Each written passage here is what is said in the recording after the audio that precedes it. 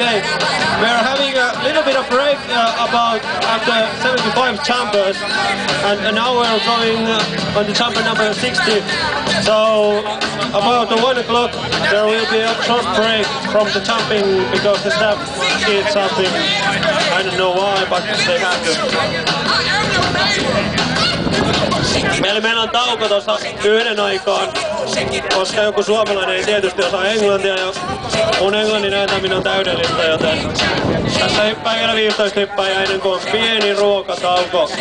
Loistavalla henkilökunnalla meni Skybreakersillä ja ketäs meillä on täällä? Polar Grace kuskina, joten malttakaa se pieni tauko, pitäkää hauskaa, käykää Fuksimessulla katsomassa niitä tylsempiä rasseja. Tuolla on joku semi-ok ammuskelukin takaparkissa, mutta muistakaa tulla takaisin, kun hyppely jatkuu sitten pienen tauon jälkeen joskus aikana.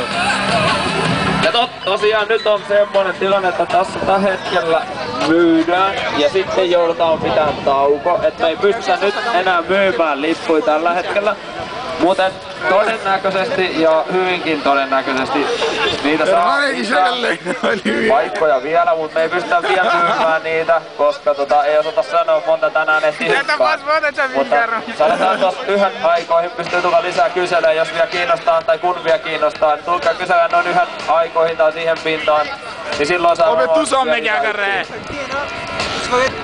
ja jälleen muutama sana meidän tukijoistamme, jotta tämä lähes ilmoinen opiskelijoille. Täällä on Aamulehden kuju.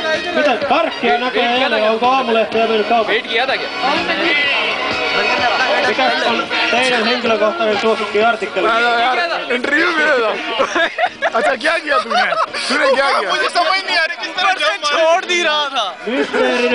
मैं वो कर रही सर के बल जंप मार रही है ना, सर के बल जंप मुझे मारी नहीं जा रही, मैंने किसी तरह जंप मारा। You have to just fall. तू आई जब ऊपर जाओगे नहीं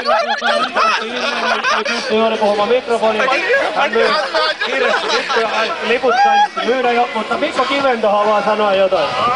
यार मुझसे कहता हूँ मेरा नाम